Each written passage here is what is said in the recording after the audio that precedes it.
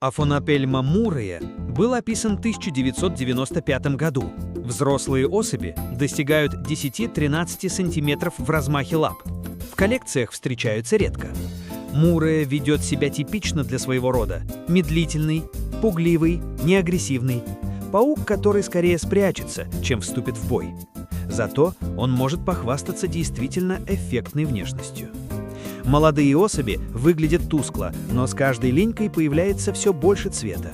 И к зрелости паук становится настоящим огненным самоцветом.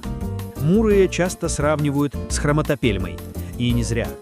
В правильном свете он буквально светится.